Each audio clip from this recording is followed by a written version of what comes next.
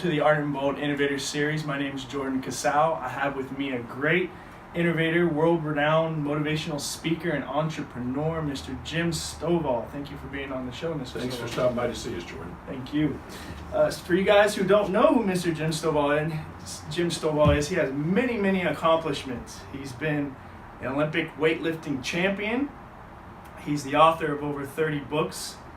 Several have become major motion pictures, including The Ultimate Gift. Jim was honored as the 2000 International Humanitarian of the Year, joining Jimmy Carter, Nancy Reagan, and Mother Teresa. He's also the co-founder and president of the Emmy Award-winning Narrative Television Network, which makes television accessible for over 13 million blind and visually impaired people. How amazing. I'd like to thank you for being on the show. Well, thank you for dropping by to visit. Awesome. So let's can you talk a little bit about the Narrative Television Network and how it got started? Well, narrative television, like most major innovations or developments, came out of a need.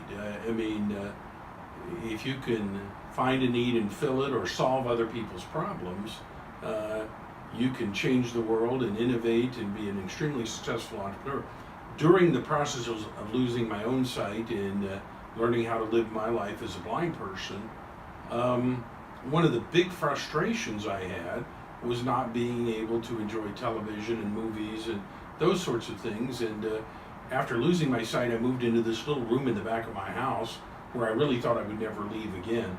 The thought of traveling millions of miles and talking to millions of people and writing books and making movies and running a television network and doing all the things I do seemed impossible to me then. But in my little room there, I got really bored, and that had been our television room before I lost my sight. And one day, out of sheer boredom, I put on an old Humphrey Bogart movie called The Big Sleep.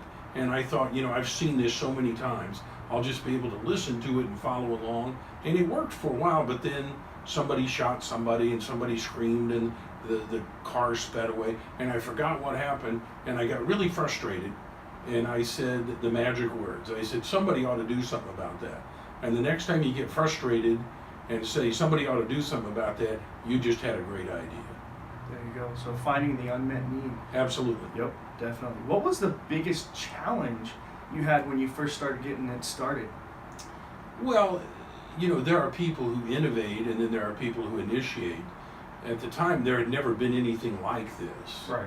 So it's not like we're building a better or a new and improved, or it's kind of like this, only different.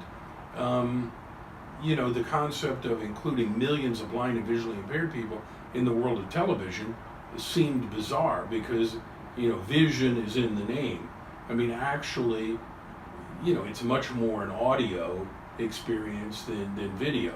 If people would realize how often you get up to refresh your drink or use the restroom or whatever, and you listen to it, and it works just fine. But when we add our extra soundtracks, we can make any movie or TV show accessible. But I think at the beginning, it was the process of selling a new concept. We were solving a problem people didn't even think was solvable. Awesome. That's awesome. With regard to you being in the message business, what do you think if somebody was going to go into that space and have some sort of disruptive idea like the Narrative Television Network, what would be the best platform that they should be using at this point?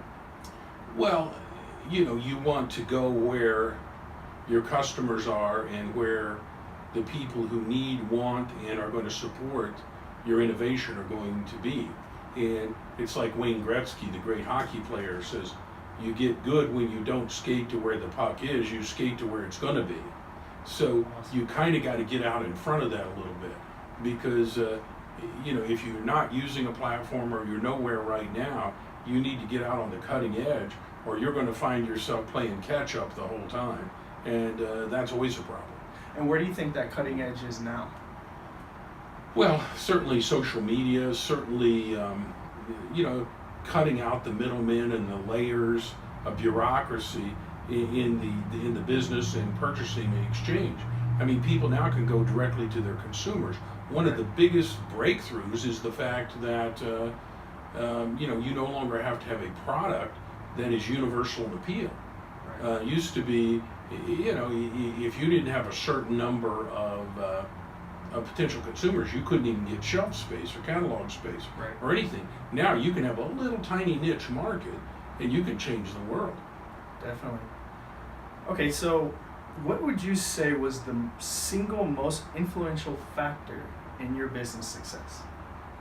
I surrounded myself with a dream team, or a mastermind group in Napoleon Hill's terms.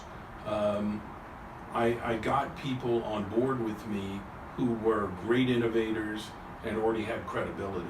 The first one was Ted Turner.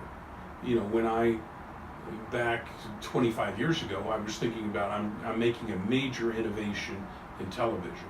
And there are no small players at that time in network TV. The networks controlled the platform, they controlled the distribution, so you had to play in their arena. And I thought, who is known for this? And the first name that came to my mind was Mr. Turner. I wrote to him. He has been on our advisory board ever since, to this day. And his credibility and his out-of-the-box thinking was a big thing for me, a huge thing for me. And, it also verified that I had a great idea. People laughed at me. You call people up and tell them, we're going to do TV for blind people. Right. You get a lot of ridiculing, and that sort of stuff. And, people were polite because they're talking to this poor blind guy trying to start a company. Right. But Turner thought it was brilliant. Right. He just, he got onto it immediately. And he thought, wow, what a great thing. And, these millions of people, their cost per thousand advertising is great, and they're consumers. And, so, it's not a charity thing. It's not we have a telethon. It's this, I think one of the greatest things that's come out of narrative television is that our audience are legitimate consumers that advertisers are willing to get out in front of. Definitely. And I think, if you go tell your idea to somebody and they don't say that it's crazy, you're probably not thinking big enough. Absolutely. So think as big as you can. Right. Yeah, if normal people don't think you're weird, you missed it. Definitely. So now that you're talking about reaching out to mentors, I know you have been mentored by many greats such as Steve Allen, Frank Sinatra, Steve Forbes, Donald Trump, legendary coach John Wooden, and Lee Braxton, which was an associate of the Napoleon Hill. With regard to that, can you share a little bits and pieces of advice to the audience that you attained from some of those mentors? Well, I think the biggest thing you get from people who have been where you want to be is this camaraderie and this feeling, okay, I am on the right path. Because when they were here, they were nervous, they were scared, they were rejected, all those things that happen to all of us. But when you talk to someone that's been to the mountaintop and they tell you, oh yeah, that was a rough patch there, but you'll make it through that and you have what you need, and it works. I think when you are an entrepreneur, when you are an innovator, the more bold, if you will, and outrageous your idea, the more careful you got to be sharing it with people, because they are going to rain on your parade. Right. And hey, if they were people of vision, they'd be an entrepreneur themselves. And I don't believe you should ever take advice from anybody that doesn't have what you want in anything. I don't care what it is. Don't take advice from anybody that doesn't have what you want. And when I wrote the Millionaire Map, one of the hardest things I've done in the now 40 books I've written, one of the hardest things I've ever done was put a financial statement in there. Actually print it in the book, because I wrote, don't take advice from anybody that doesn't have what you want. And the world is full of rich people or people who are going to tell you how to be rich, and they don't have anything. They don't have two nickels to rub together, but they're going to take your money and tell you how to be rich. So don't ever take advice from anybody that doesn't have what you want, and you got to verify. And I went home and I told my wife and my family, look, I just wrote this in a book. And so I had to go to Merrill Lynch and Bank of America, and I said, exclude my business, my book and movie royalties, all my other properties, just investable cash on hand. I need a statement, and they put one in the book that people could call them directly to confirm that I have in excess of $10 million. And I got to tell you, we didn't start with nothing. We started with less than nothing. I mean, everybody starts at zero, but it took us a while to get up to zero, and everything else has come since then. So I think you got to be careful who you surround yourself with, and then don't ask them always what did they do.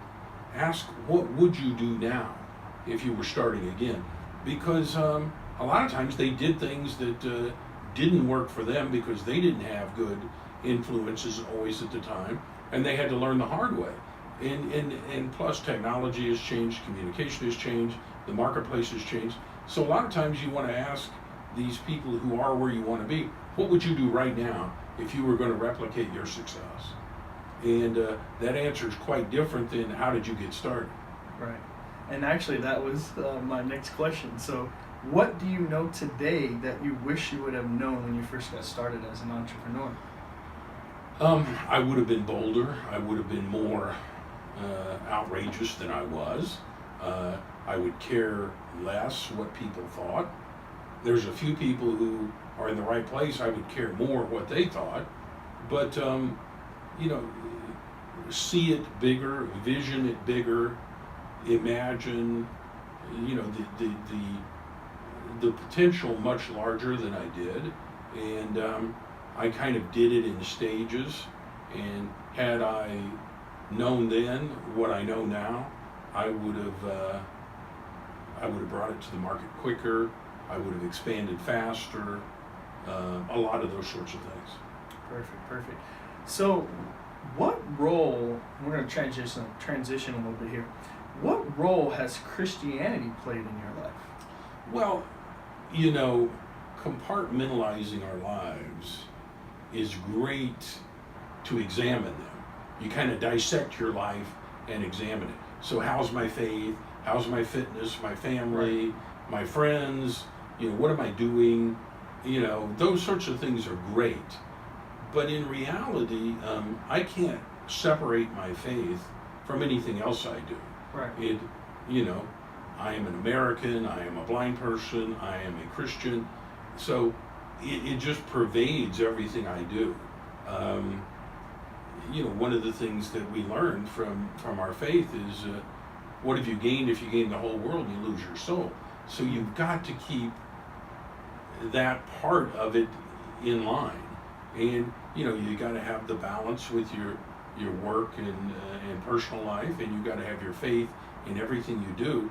So certainly there's the integrity issue, certainly there's the outreach issue, but the biggest thing is it just pervades everything I do. And I have people who see me on stages at corporate arenas or when I'm doing business conventions where it's not necessarily appropriate to share my faith, right, but I share my story. But when I'm done, you would be amazed how many people tell me, I saw you there, I know you're a person of faith, or I know you're a Christian. Right. And that is always a great compliment to me, because we shouldn't have to tell people. Right. They should know this. Action speaks volume. Absolutely. Awesome. All right, so I got one more question for you. What would be the one thing you'd want to say to someone who's just beginning in their entrepreneurial journey? I would tell them, get yourself a safety net, a base. I mean, you got to live, you got to take care of your commitments, you got to take care of your family. If you're willing to take a risk on your venture, it doesn't mean your banker and your landlord and your credit card company should. You Right. got to pay your bills, and too many people try to, that they plant this seed and they grow this plant and they try to eat the fruit before Right. it's there, and they eat their seed corn. They're not prepared to replant. And so you've got to be able to survive longer than you can imagine without taking anything out of your business. Leave it in there. But then beyond that, see it big, surround yourself with people that believe in it and buy into your vision. And just, it is bigger than you think. And when you stretch your imagination, it's bigger than that.